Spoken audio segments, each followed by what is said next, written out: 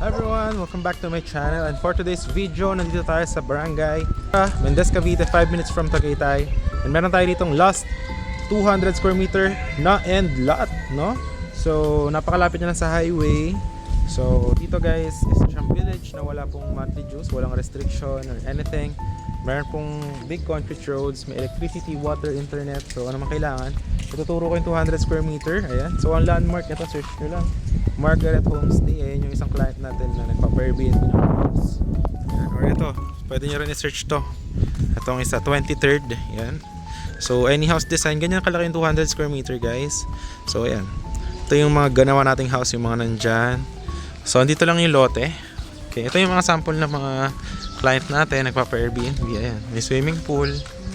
Ayan o. So, ito yung concrete road. Two-way. Ayan siya.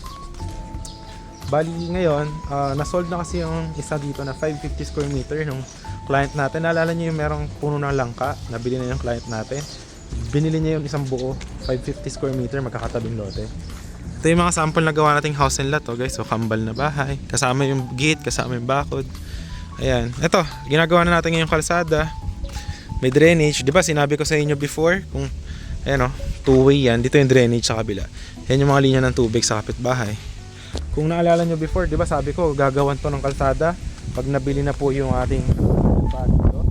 So yan, ito na yung 550 square meter yung client natin. Yan yung may langka, binili niya yung 200, 200, 150. So yan, sold na yan lahat. So yan siya. Ayan. So ngayon, kinakalsada na tong ating country road. Hanggang doon yan, sa dulo. May bahay dyan sa dulo. Ayan. So ayan. Ito, may drainage din yan. Okay.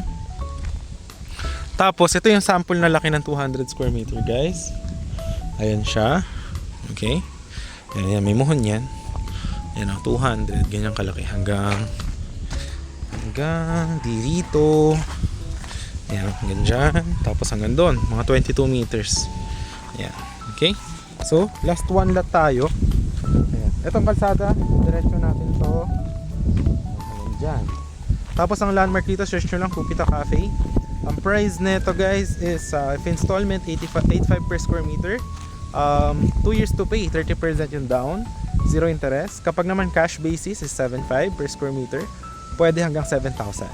So 80% lang yung babayaran nyo, deed of sale signing, then turnover na, 20% remaining naman is tsaka nyo babayaran kapag na-transfer na sa inyo yung title. So ayan, napakaganda guys, napakalamig ng weather. Ayan yung mga puno ng langka, ayan, makikita nyo. Alright, so ito, meron lang kayo isang kapitbahay dito. Ayan, tapos ito, magiging kalsada. Ayan siya, hanggang dyan. Ito yung kalsada natin. Ayan, hanggang dito. So ito na po yung 200 square meter. Ayan. So dyan po mga 20 meters dyan or 30 meters, may creek po yan. So ito po yung ating lote. Ayan. Tatambakan pa po natin yan. So yan, ito siya. Okay, katapatan po nitong muhon nito, yung sa harap nyo pong bahay. Ayan. Meron po rin yan dyan dito, kaharapan lang po. Tapos ito yung 200 square meter. Ganyan. And then pag dito kayo sa end lot, may easement pa po yan. Ayan, may easement pa po yan. So that's around mga siguro mga 50 square meter. So pwede nyo siya isama sa bakod nyo kasi wala naman ng may-ari ng lote dyan. Okay? So yan yung legal easement. So yan, kung gusto nyo ng property na malamig, ayun, perfect lagyan ng retirement house, definitely this could be it.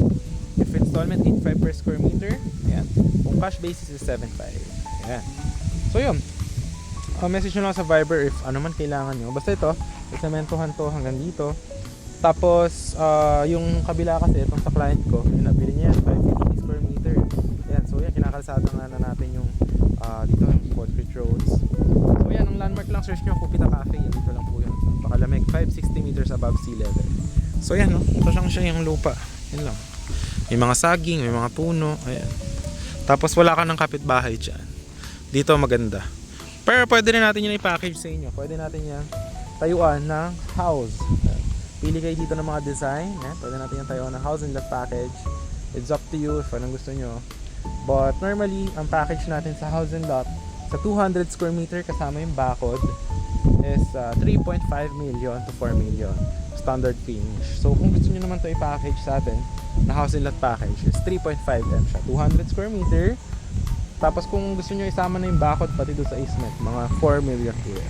So yan. Tapos ang terms naman kung house and lot package kukunin niyo, 50% yung down kung magkano yung naging total price. Tapos tatapusin natin yung house in 3 to 4 months.